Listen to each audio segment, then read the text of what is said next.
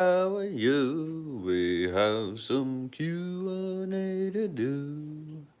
I hope you're doing fine, 'cause it's Q&A time again. Hello world, how's it going? Hope you guys are all doing great. If not, as always, I hope it gets better for you. So welcome back to another Friday Night Live Q&A, where you can ask the aquarium community and I questions on keeping freshwater fish, shrimp, and or plants. I can see the barb tank a bit from there. That's not too shabby. Looks good. Live chat. But yes, hope everybody's having a good week. Good Friday. I'm excited for this weekend. And Carol Cox says, excited for the progress on the LRB pond. Me too. Hopefully it dries up a little bit. We got rain today. So hopefully it dries up, and then Saturday and Sunday I could work on it. So I gotta hurry up with that excavator. But if not, I always got this project down here that I'm working on. Some of you guys know I was working on a water change system where I use these hose clamps. So I did this whole row for all these fish tanks, and they're pretty much all leaking. It worked with this. It worked fine with the PVC, the little hose clamps. But for some reason on these irrigation valves and then on my other tees, it's leaking. So that's a real pain considering I did all that, and now I have to pretty much undo all the parts for them. I prepped ahead. It is what it is, but I did learn that the glue works really, really well and holds it tight. So I'm working on this rack. We'll test this out soon, and hopefully that'll get going. That's in case it rains this weekend. It's either that or pond work right now. I'll let the cat out real quick. But anyways, enough rambling here. To get to some of your guys' questions. All right, kitty, go on. I'm also a cat doorman. It's my second job. All right, let's get a seat here and get focused. Joinks. Oh, look, I got sand in that tank too.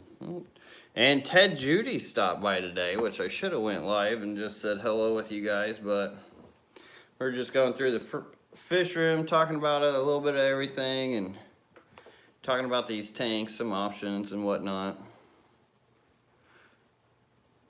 If you guys don't know who Ted Judy is, he works for Custom Aquarium. Great place to get custom aquariums, hence the name. All right, I think I'm in live chat. Let me get in live chat here. I hope Candy Overhauls is doing well. I haven't seen her for quite some time now. Hello, everybody in the chat. Oh no, sounds like Arizona needs the rain. Yes, it's a long weekend for everybody, isn't it?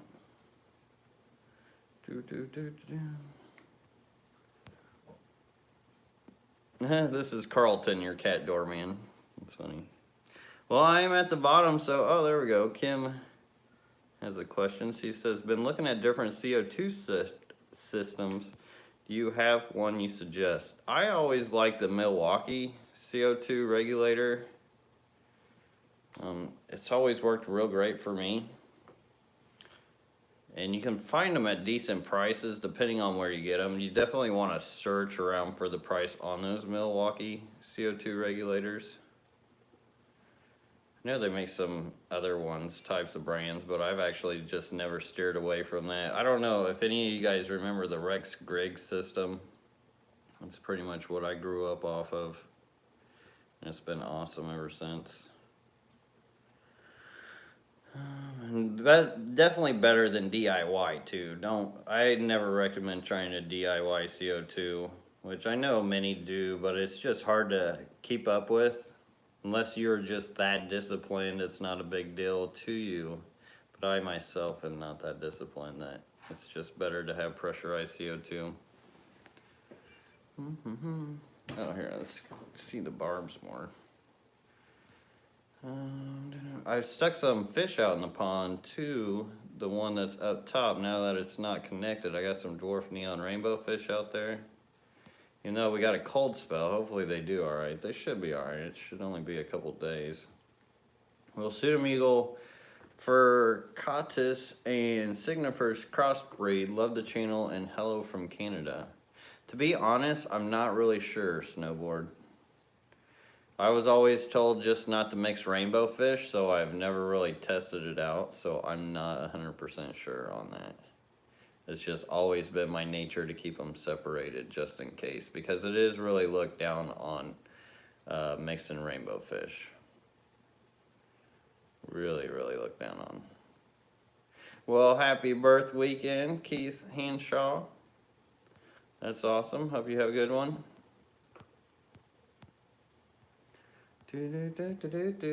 Michelle Kenzie, thank you so much for the $2 super chat. I appreciate you, Michelle. Thank you. Carla says Candy's been busy moving. Yeah, that's never easy, especially for us fish people. Barrier 45 tonight. Yeah, it's cold.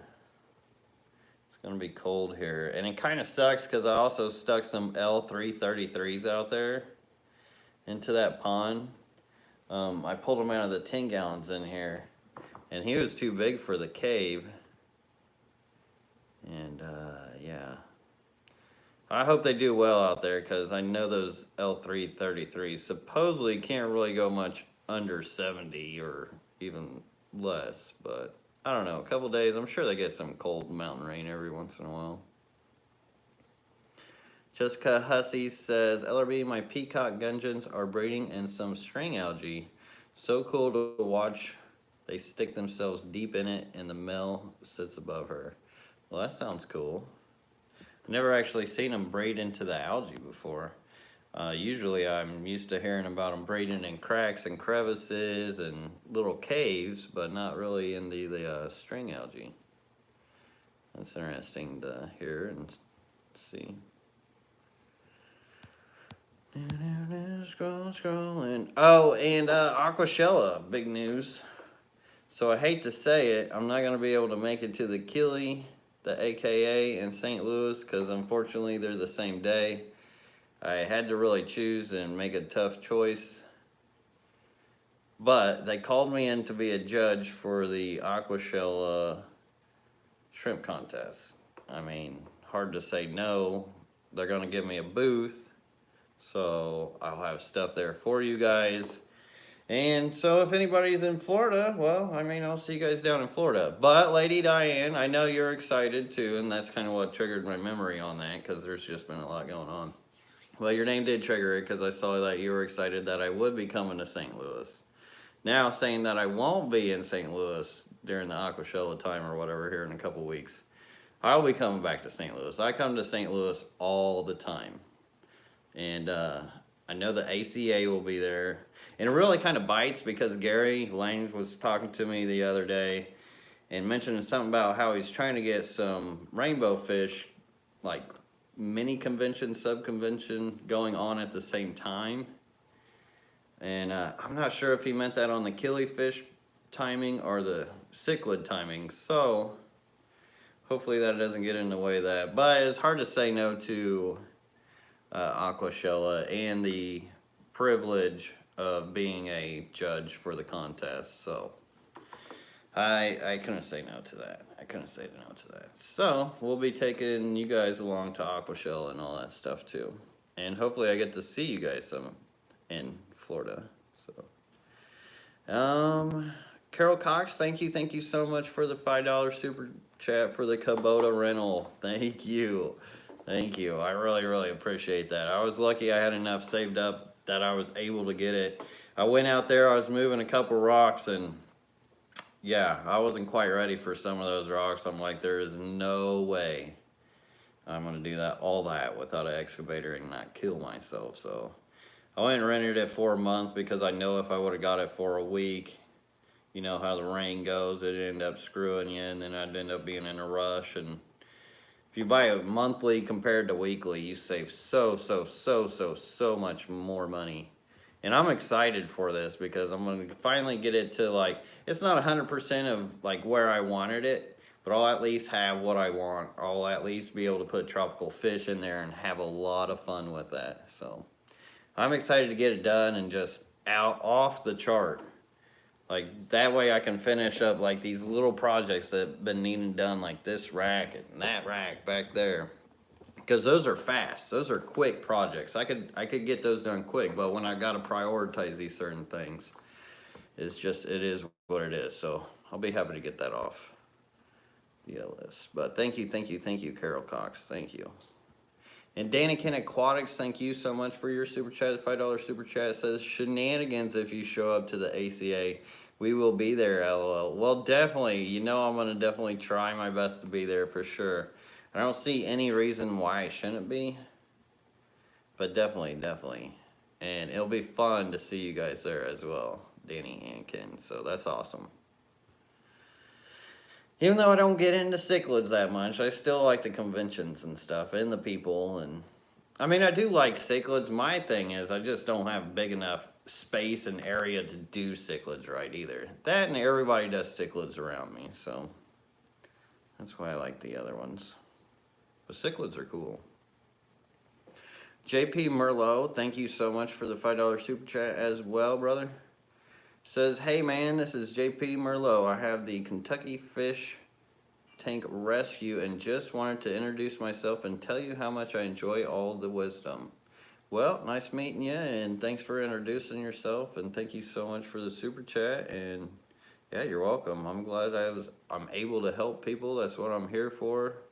Kind of give a different perspective on the hobby that we often miss, and go back to Mother Nature because she has the true essence of able to keep aquariums the way they really should be.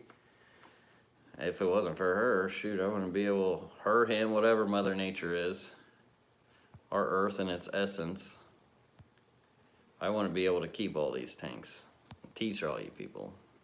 But thank you so much, and that's cool. Always glad to hear that people are out there trying to help out fish, find new homes, and rescue them and do whatnot. Always got to appreciate that. Dude Sweat says, I have a raccoon messing with my pond every few days. Any tips? So I had this problem pretty much every summer as well. I kind of just dealt with it for a little while. But there are like these motion detector sprinkler systems. So it's like a pump you put into your pond. And then if the raccoon passes by it, it turns on a little motion detector, and then it like sprays them. They use it for herring. They keep them from eating koi. Look into that. Look into like a motion detector sprinkler, and that could help you out. But you could either get a top, I don't know what kind of pond you're dealing with, or just let them go swimming. Because what'll happen is the babies will be curious in there for a while. They'll play around in it, and then eventually they grow up and grow out of it. Like the mom never really messed with my ponds, but it was always the babies. And well, they're just adorable, so. Chattanooga Ed, thank you so much for the $5 super chat. Always great to see you, Ed. Says, I'm hoping to make the ACA. Well, I'm hoping you will too. That'd be awesome.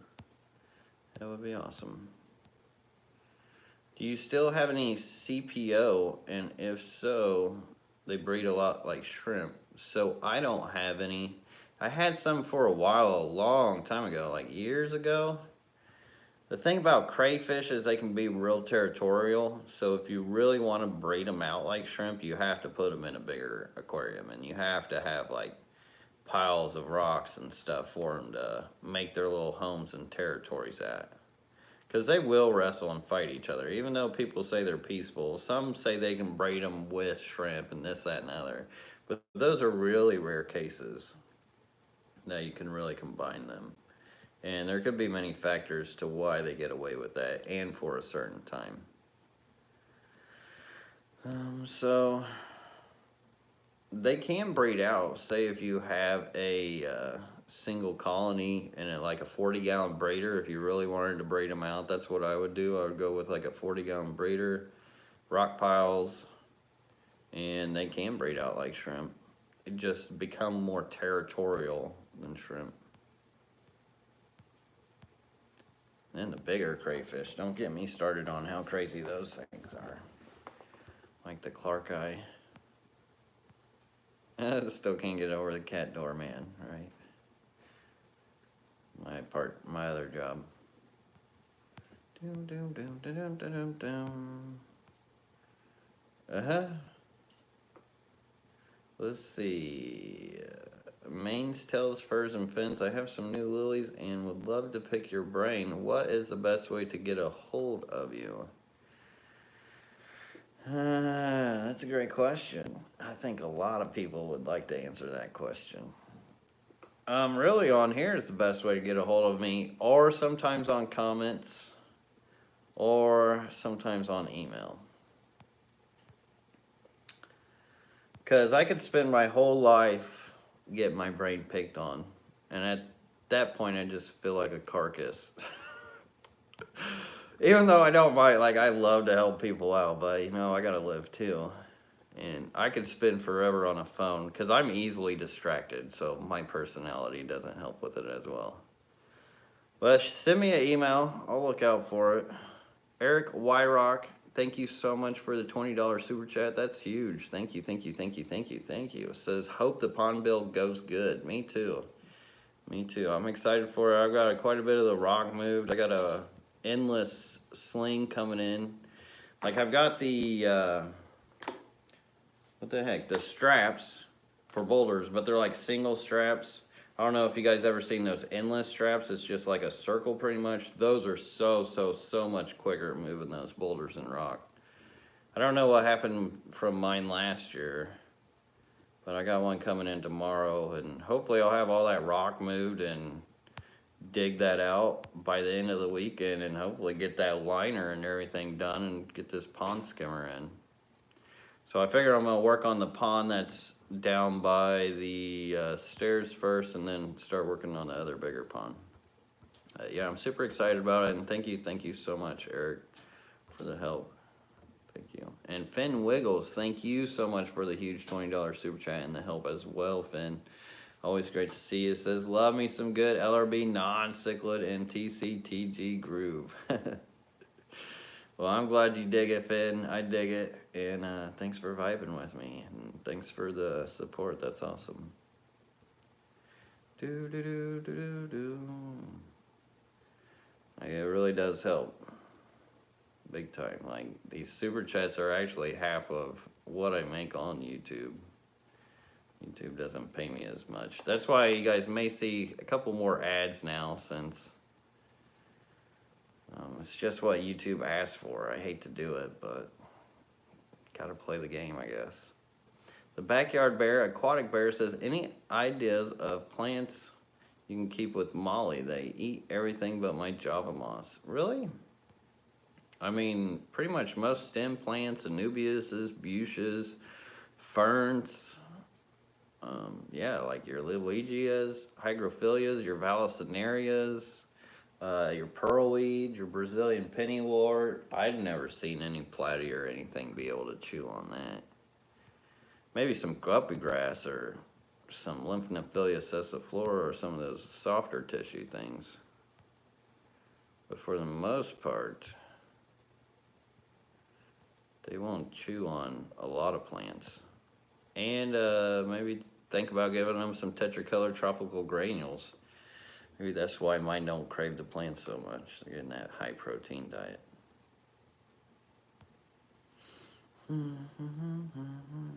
But they do like algae. They love to eat some algae. You start feeding them your algae. Christopher Bauer says, do you know why my Bushoflindra is losing its leaves? Yes, because more than likely you got it from a farm and it's grown out of water, so it's not used to being grown underwater, and it's going to transition a bit. And they transition slow like Anubiases. Some you may never ever see the transition. It really helps to put them in a dimly lit area too. Not too dark, but like more the ambient light. And that's why CO2 always kind of helps those kind of plants. It's not necessary, but it does take time to transition them over. I got a beautiful flanger right here doing pretty good, but it's taken forever just to get that growth from underneath water. Like they're in the farms, they can grow them like out of water. You could grow it like crazy. Once you get the biomass, it gets insane. But yeah, just take your time with it and give us some time.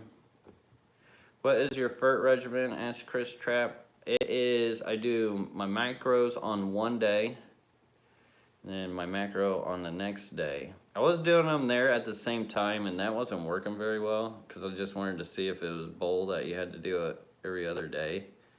But yeah, no, it really does help to do micros one day and macros the other day. And then sometimes I'll take a day off, depending on water changes and if I'm feeding heavy.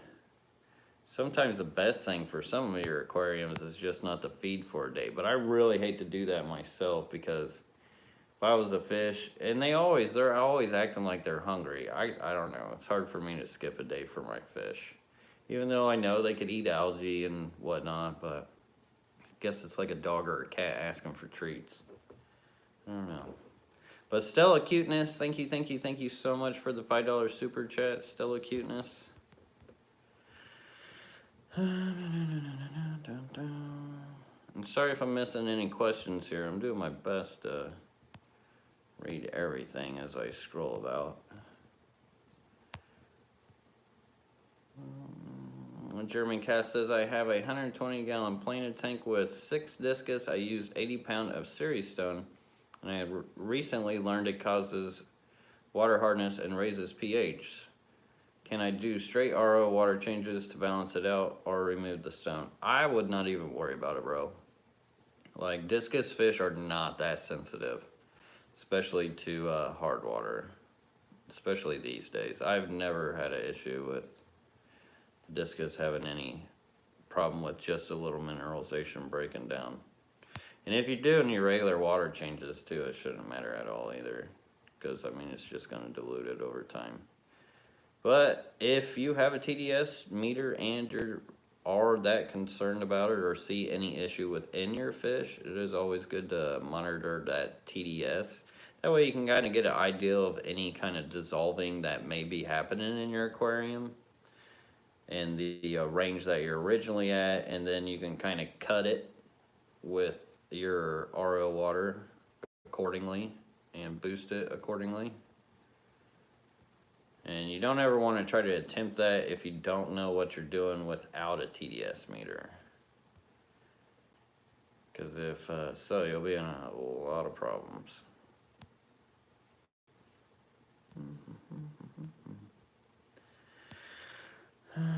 But yeah, what usually causes issue with most discus, and it gets blamed on water parameters, is just the hierarchy that discus have. And they'll pick on each other, and they'll mess with each other's skin coats and stuff like that. And then that's where we usually blame other things for. What's up with the 16-second video? It's a short. So on YouTube, they have these things that you can do short. I guess it's like YouTube's version of wanting to be TikTok or something. I don't know. What do you guys think about them? I figured maybe I could start doing more of those shorts to just like keep you guys updated what's going on. Because some of these longer projects, it's hard for me to build and put together videos for you on the normal. But I think that it would probably be good for just kind of like more of a vlog style, or just to keep you guys updated a little bit on just little things, or maybe just tease about this, that, or the other.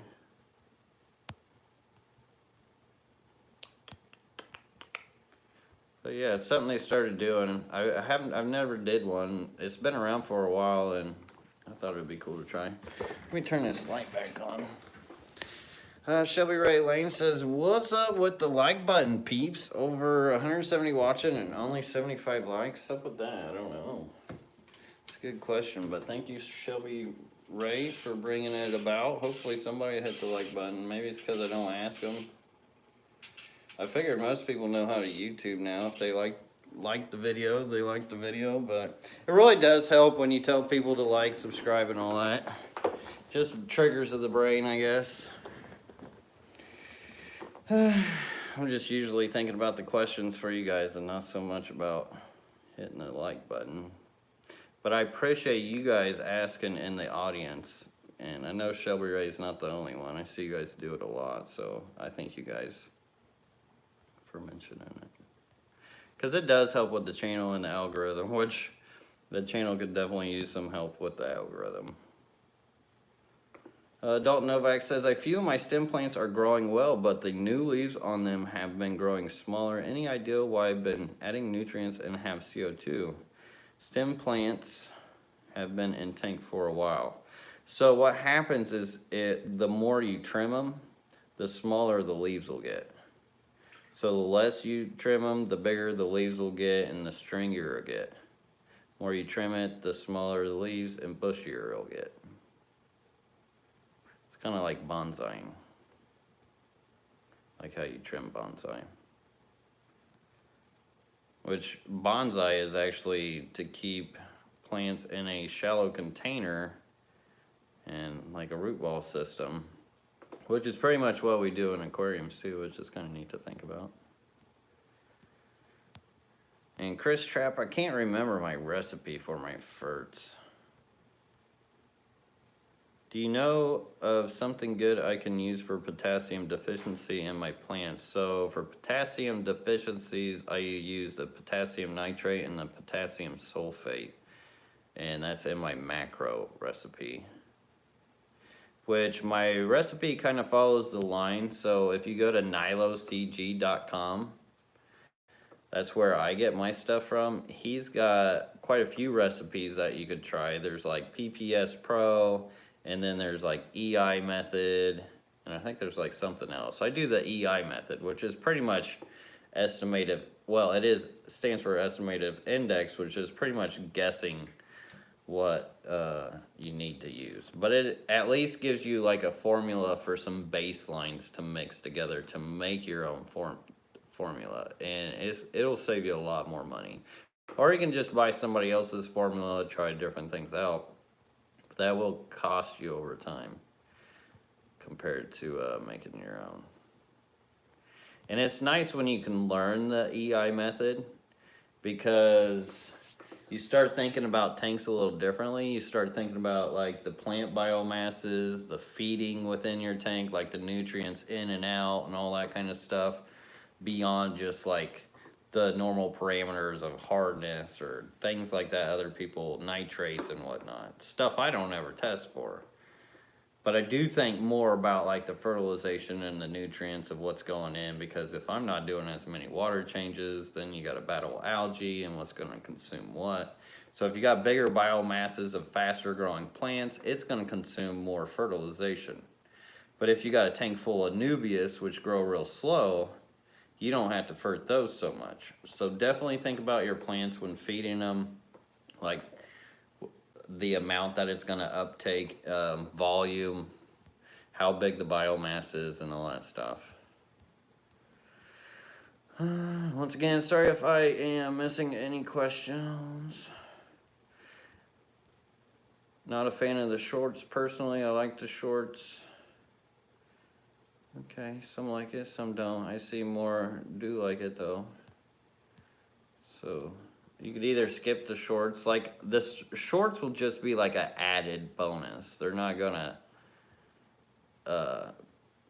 inhibit me of making any like edited video. It'd just be like an added video, because it's something I could go live real quick and just be like, bam, this is what's going on. Like the other day when I saw a mono, or not a mono, I had an auto sinkless at the front of my glass, and you literally see the eggs inside of its belly, like super old auto sinkless. I don't know if I have a male in there for her or not, but you could see the eggs in her belly. I thought that was really cool. I wanted to do a short on that, but of course, whenever I got my phone ready, she was gone. But like little things like that, that I don't have time to make a video on, just something little like that. Stella's Cuteness says, how to get rid of Hydra, or does it matter to baby fish and shrimp? So the baby shrimp, it can have a little more problems. Baby fish, not so much. They can actually eat off of them. But the shrimp, they can capture some baby shrimplets. Best way to get rid of it is with Pancure Sea dog dewormer. So 0.1 grams per 10 gallons is what you want to use as far as your recipe. And then what I like to do is take that little bit of powder and then add like a couple drops of water and make it a paste. And then I'll add the volume of water after I make that paste and then stir it up. So then you have a liquid solution of that Pancure Sea dog dewormer. So 0.1 grams per 10 gallons. Do that mixture, turn it into a liquid form, and wait 72 days after applying it to the tank. Then do a 25% water change, and you'll have to repeat that 2 to 4 times depending on the type of planaria or the hydra you have, because not all hydra is the same. There's actually lots of different variants. Some of it's really cool, like the coral hydra. I had some of that one time. Oh, it was really neat. Made like this like just spidery kind of hydra. It was crazy looking. But anyways, 2 to 4 times, try that out, and you'll be good.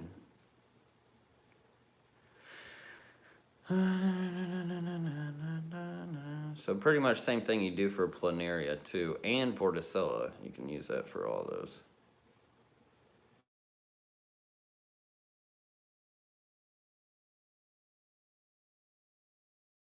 3 to 5 minute videos. Yeah, it's still hard for me to just make a 3 to 5 minute video because it's a process. That's the problem with the edited videos. But then I guess, I mean, I could go live for like 5 minutes, but then YouTube doesn't really favor that too well. YouTube wants you to do a little bit of everything because in their eyes, you're kind of like an employee for them. So they want you to be posting stories. They want you to be posting shorts, editeds, lives. They want you to just put it all out there. Like, and that's all you do. Which, I mean, I could get into that, but I also have all these things to get into. I have, yeah, I've kind of got to prioritize my tanks. Ooh.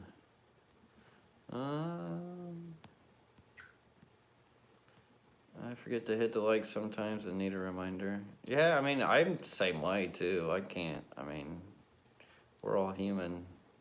Melissa Martin says, I got the albino split tail endlers. Do they breed true mostly? Yes, they do. The only thing that you'll see is sometimes some of them will try to have a regular guppy tail, so it won't be so split. But for the most part, yeah, they all breed true. And the colors can be different. Like some of them will be like a purplish pinkish and some will be like a greenish. King U Turk says, have you ever kept gar before? If so, what are your thoughts? So I haven't kept gar, but dude, gars are cool. I love gars. Absolutely beautiful fish, but they need huge tanks. I would not keep that. Keep a gar in anything less than like 1,000 gallons. Well, maybe, I mean, yeah, because I mean, eventually, like, I guess you can probably start them off in a few hundred, but you're gonna want a lot of space for them. But man, I love gars. Really cool fish. What do you think about above aquarium trickle filter? Any water that you could trickle in, it's always good. It helps aerate stuff. I mean, it's a lot for filtration. I mean, it's a good filtration method in my opinion.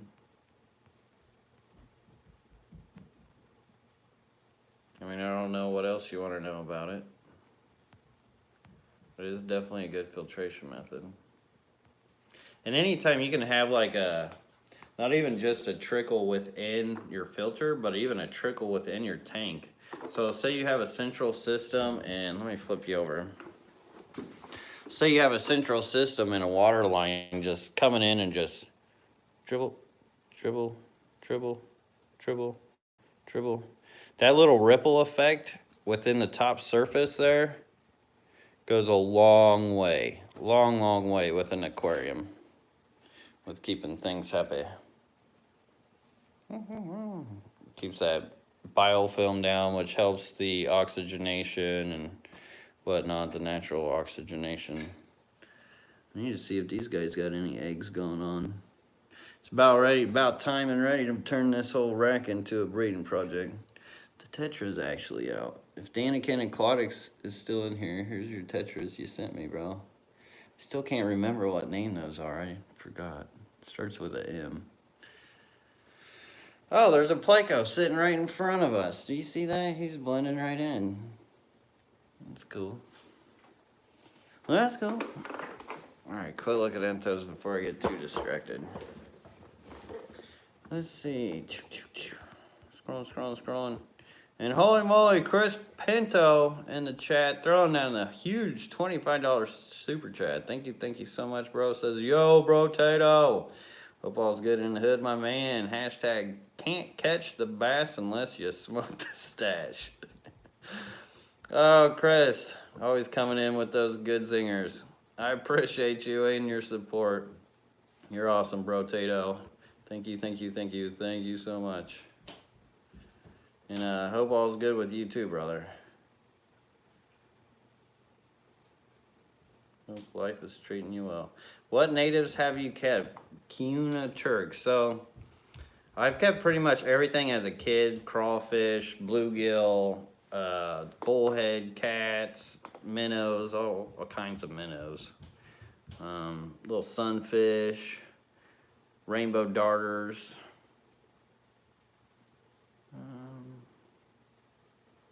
I think that's about it. Well, lizards and stuff, salamanders, snakes. Whatever I could catch as a kid. I kept a lot of the natives back then.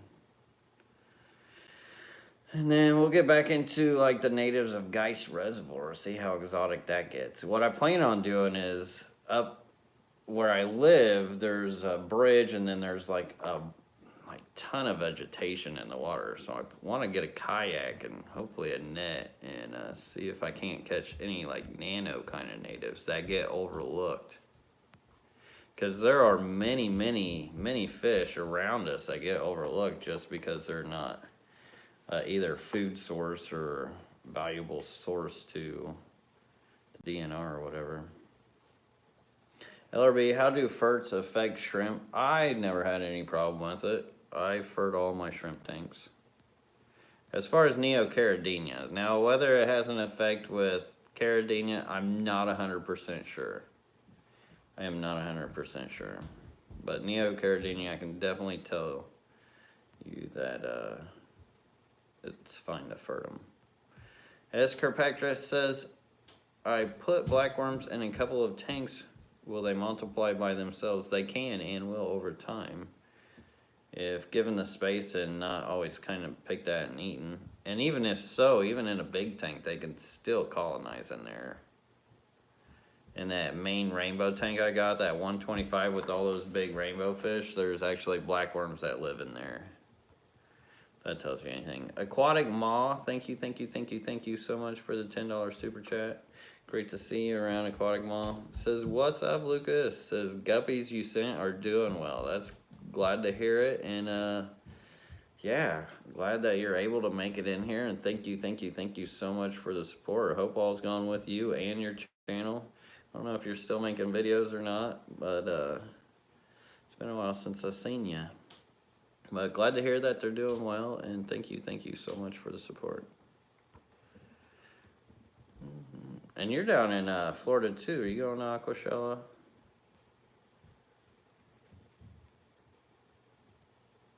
Edward Beleza says, I have some fire and ice guppies from you a while back, breeding like crazy. Should I separate males and females or just leave it all together? It's really up to you. You will start seeing like a xanthic form start coming out of them and a few variations of coloration that are possible when you community breed them. So it takes quite a bit of breeding out to do so. But it's really up to you. It's really up to you. If you want to like singly try to like get like that ultimate line a fire and ice, or like get them bigger or something like that, like breed them for certain specific genetic traits. Because not all the females will look 100% the same either. And a lot of those females are absolutely beautiful, kind of remind me of little koi. So there are lots of cool stuff you could do if you decide to separate the males and females. Once again, sorry if I'm missing any questions. Adam Klofke says, anyone want to trade local to Indy with too many Corydoras? I'll give you some of my Corydoras. And Antonio Ortego says, do you think a fish room rearranging would help a fish keeper regain interest in their fishes? Oh yeah, definitely. You got to keep it fresh. A big thing that I was getting to is I started running into the problem of where I felt like I was done with my fish room. I was like, okay, well, what am I going to do now? Because half my love for this hobby is the building and the creating of systems and projects and racks and whatnot. So, yeah, I think to refresh, whether it be the tanks or just the room, is good for any hobbyist to keep their interest into it. And that's why I have so many tanks too. And many people have problems too with their tanks. Some of us have too less of tanks that where we want to mess with them too much. We're constantly wanting to do this, we're constantly wanting to do that. And then you cause problems with your tank because you're always messing with it. Or you just don't have the patience like me, so you get a bunch of tanks. That way you can't mess with all your tanks, but you can at least set up systems and ecosystems. I don't know, there's so many ways to do this hobby. It's cool. It's just, and it's definitely within the person's mind too, is whether that flare will be there. Because anything and everything all stints off of perspective and what one chooses and what one decides to choose. I mean, I know sometimes we may not have a choice, like we got a landlord, we can only have so many tanks and stuff like that, and you may want more, or life doesn't hand you a silver spoon, this, that, and the other, but you can always work towards those sorts of things, because I was in that position myself, and I had to work towards all this stuff. And, yeah, so it's really into the perspective of the person on what they want to do and all that kind of stuff when it comes to keeping that flame and love of the hobby.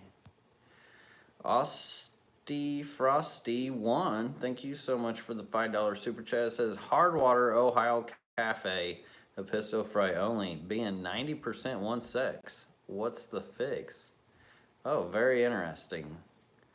And yes, Ohio Cafe, or you guys definitely got Hardwater over there. The only thing that I could think of from my perspective would be, as they're growing up, maybe they're taking out some of the females. Maybe the males are aggressive. They're already kind of breeding heavy in the numbers. And maybe any aggressions are coming from the males getting to the females. I don't know. As well, maybe somebody in the chat can help with this who breeds a lot of Apistos. I haven't bred many myself, like maybe a clutch here or there. And I don't know if temperature makes a difference, kind of like guppies do. So I don't know if somebody can help him out on these Apistos, Aussie Frosty 1, with why he's getting 90% one sex. Because I know, I mean, killifish can have that same issue. Like, guppies are not the only ones that have the issues with those sorts of genetics where it's just all off whack when it comes to sex ratios.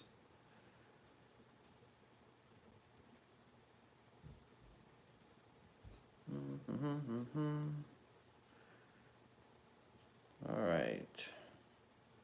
Fast scrolling here. Sand Scales Fishing says, happy Friday evening. Any advice on when to cut back on plants in aquarium?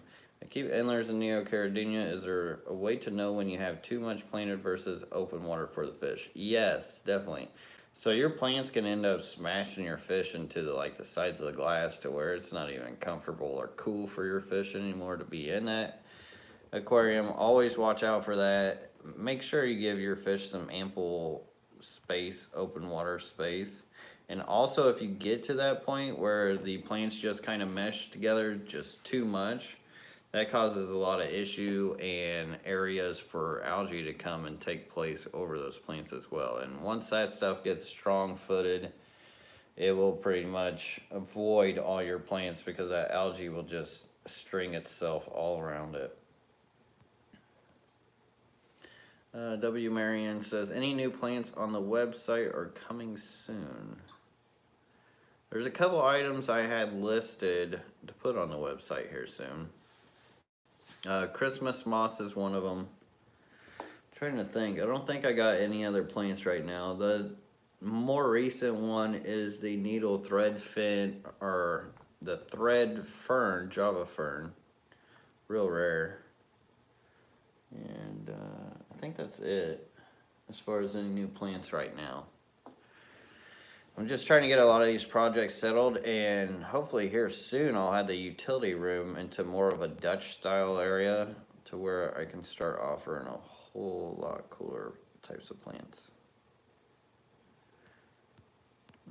I got a couple of fish to put on there too. Even though with this cold spell, I don't know what the heck's going on.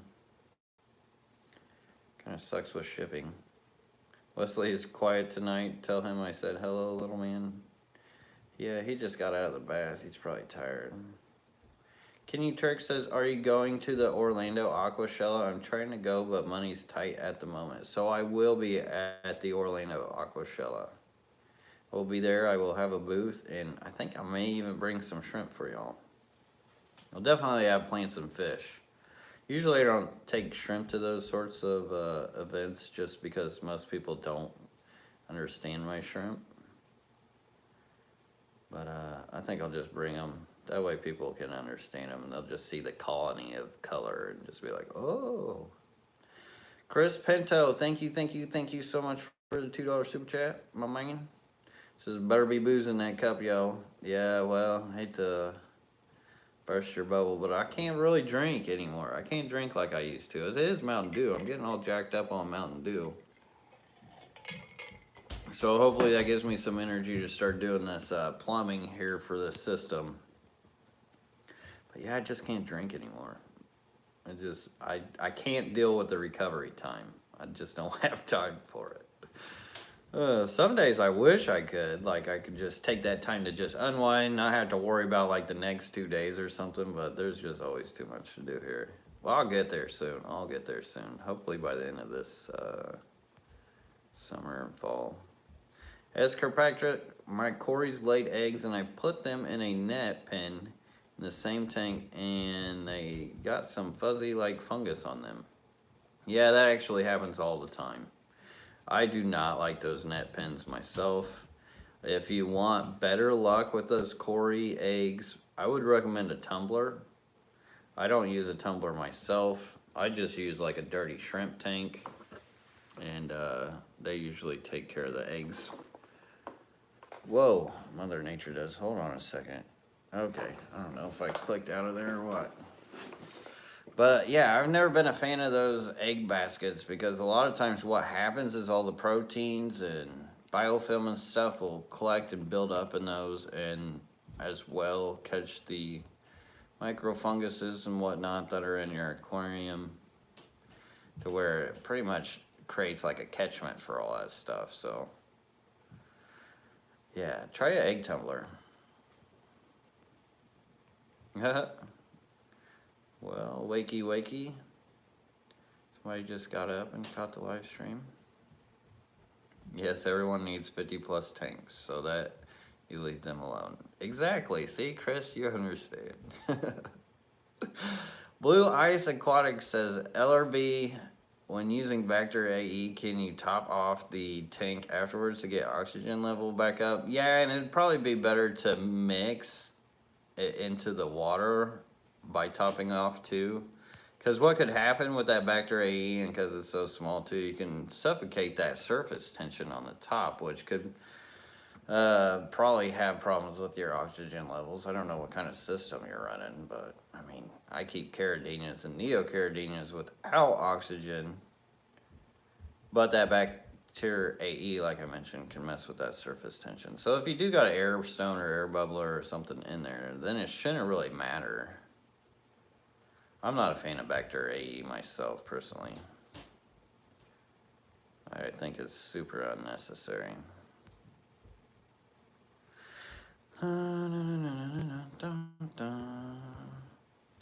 Monica WG, thank you so much for the $5 super chat. Says, how hard is it to breed killifish for beginners? Love the channel, and the pond is really turning out great. Well, thank you, Monica. I appreciate that. And as far as how hard it is to breed killifish for beginners, so that's kind of a loaded question. It kind of goes on to one's ability to learn and research. So if you have strong skills in researching and Googling and stuff like that, then you're gonna have a better chance to somebody who just doesn't, you know. But saying that, you can find some good information to kind of get an idea of what certain fish take or need, whether they be a peak spawner or a mop spawner or whatever. Some spawn in crevices. But like many of the amphicemians and the fundulopancheks and rivulus, they all kind of breed the same. Now the only difference will be some have different incubation times, and a lot of that is just trial and error. You can either find that information online somewhere, digging deep enough, especially if you go into the AKA, the American Killifish Association. Ed Warner has a good book on them with all kinds of types of incubation times and whatnot. But if, say you got a species and there's nothing like that, and I also got a video, if you go into my breeding playlist, how to breed blue gularis, that tells you kind of the idea of how to deal with the peat and then the dry period and the incubation time of the eggs. But all you have to know is if you can do that, where you put them on the peat, you hand pick them, put them on the peat. The first couple days will be when you see some that aren't fertile, and then they'll start fungusing, and you just want to pick those out. But after those first couple days, you get those out. Then like the time after that, like everything should be solid, because that peat moss is actually working as an antibacterial, antifungal, and it's making sure nothing bad gets to those eggs. You don't want it real sopping wet. You just want it kind of damp. But just look every once in a while, like every once a week or something, look to see if those eggs have eyes on them. And if they start getting their eyes, that's when you want to start adding water. So say you don't know the incubation time, you can still glance at the eggs to tell how they're developing. And if you're smart about it, you're like, oh, well, the eyes are poking out. The egg's kind of brown, looks like it's about to bust out into like a baby fish. You add the water, and then miracles happen. It's really, really cool and crazy. And if anybody that likes killifish, I always recommend to even just go get those eggs offline, that you can just add water, because what'll happen, I don't know, many of you guys may have seen it, but they'll sell these packages of killifish eggs, and what all it is essentially the same thing. They put it in peat, and then they ship it to you. They put a date on there when to add the water, because they know the incubation time. Now, if you do that, you'll get so much knowledge just from going through that process alone on how to breed killifish, and it'll kind of click together those ideas. And it's really cool. It's just like, it's cool. Like, it's like, oh, here's the day, let's add some water. And then like one may hatch here, one may hatch there. Always let them take a little bit of time to hatch as well. And it's best to just use straight RO water. I would not use anything besides straight RO water, because if you use aquarium water, then you're introducing bacteria and funguses and stuff that they may not be ready for. But if you use the RO water, straight RO water, then it conditions them really well to growing up out of that fry in that egg stage. And sometimes it takes them a couple days to breed out or to hatch out. but not usually more than like 2 or 3. So keep them around till all that, and yeah, hopefully that helps out. And thank you so much for the support. And Lars K, thank you so much for the $5 super chat, brother. Always great to see you in here, Lars. Hope you're doing well, man. And thank you. Man, he's been supporting me for a long time. Very, very helpful. Is it possible to breed a 3-colored shrimp? If so, how? It is possible. You have to deal with colony and a lot of luck. Because it's kind of random. Now, the problem would be trying to line those 3 out genetically, which I almost did. And this is like one of the worst things that has ever happened to me with line traiting out shrimp. Was the very first international shrimp contest. I had won the black rose ones, and I mean, these things were beauts. So I wanted to bring them home. I should have just auctioned them off there, brought them home, added them into this colony that I had for these black rose. Well, this colony was breeding red, blue, and black all within the shrimp. It was a tricolor Neo. I've got a video of it. If you type in LRB Aquatics tricolor Neo, you'll see what I'm talking about. But I had a colony of like 30 or 40 of these. Like, the trait was actually holding and keeping. And I think that's just because the blue, black, and red is kind of a stronger trait to then, like, say if you were having a green or a yellow or something like that. Those tend to dissipate down the line of genetics. Unlike reds, the red kind of trait will just stick and stick. But, you can make a tricolor Neo. It's just, it takes time and luck. I'm actually kind of trying to work on that now, but it really is just luck. And then you just try to breed from that. So what I did, once I started seeing those tricolor Neos, I tried keeping mostly those. And then eventually the colony just starts becoming that. It's kind of wild. It's actually what's going on with one of my yellow Neocaridania colonies, with the same idea, but with yellow rillies. So if you do have that like lesser kinetic genetic trait that's coming out of a line or a group like that, that's the best way to kind of keep it running, if that makes sense to you, hopefully. Let's see. Lucas, can you link up with Father Fish at Aquashella, the 2 natural aquariums? Man, I hope he does go to Aquashella. That would be cool. I mean, it ain't far from him. I really wanted to go see his store, but I kind of messed that one up. Before the whole, situation that we're in, all the lockdowns and whatnot, I was scheduled to go down and talk at his club, so it kind of sucks that happened. I love Father Fish. He's a good dude. Ab Shoelace, thank you so much for the $5 super chat. It says, my dirted planted tank is capped with fluorite and substrate is overrun with BBA. Thinking of adding an inch of sand and replanting. Will it work? Well, yeah. I would just probably add the sand right over it. You could. Or just mix the substrate up to where it just kind of like buries the BBA or whatever, and then add the sand. But I'd always recommend adding sand to any planted tank. My preferred substrate for any tank is sand. I absolutely love sand. Sand works the best for plants, in my opinion. You can use distilled water if you don't have an RO system to hatch the killie eggs on peat. Yes, very true, natural aquariums. And, or you could collect rainwater.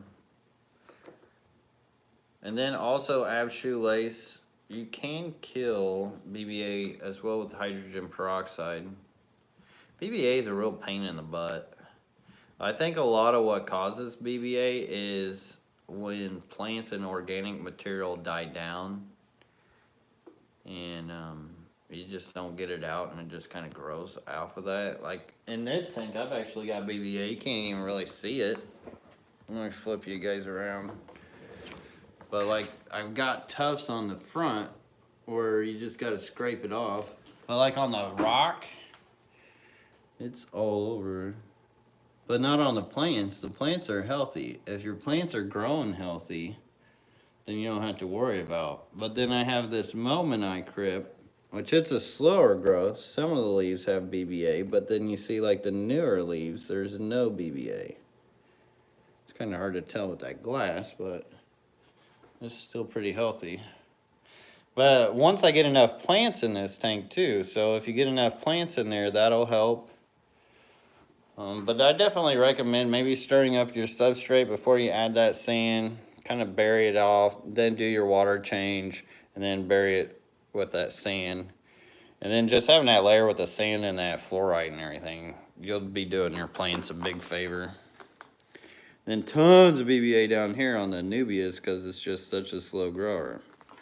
But of course not on the lotus or lilies. The crit not so much. Maybe on a few. But the Nubius on the slow growing stuff, it really attaches itself. And then on the, I mean, look how mature that is. You got that red algae going, a purple rock. What in the world, killifish down here? Why is he so white? Is he missing an eye? Why does this fish look so goofy? Look at these guys. Oh, what are you guys doing, Lucipennis? Alright. They're everywhere. Okay, we are over the hour mark too. I wish I could keep answering questions for you guys, but I do gotta get to feeding these. I gotta get this all plumbed up as well if I want to get any sleep before tomorrow, and hopefully it's dried up and I can work on the pond. But I'm sorry if I missed anybody's questions. Obviously I can't get to them all and I can't be here forever. I wish I could, but you know, you gotta pick and choose things. But anyways, I hope you all have a great weekend. Until next time, everybody, peace. Have a great one. And thank you all for the support and the help and the super chats and everything else. Much, much, much appreciated. We'll flip over. There we go. Let's look at these catfish. These catfish are cool. Dun-dun-dun, dun-dun-dun, dun-dun-dun, dun-dun-dun, dun-dun. Here, get those things breeding. Finn Wiggles, thank you, thank you, thank you, thank you so much for the $5 super chat. That is awesome of you, Finn. Yeah, I need to just drop the mic. Not good at that. I'm good at rambling. Till next time, everybody. Peace.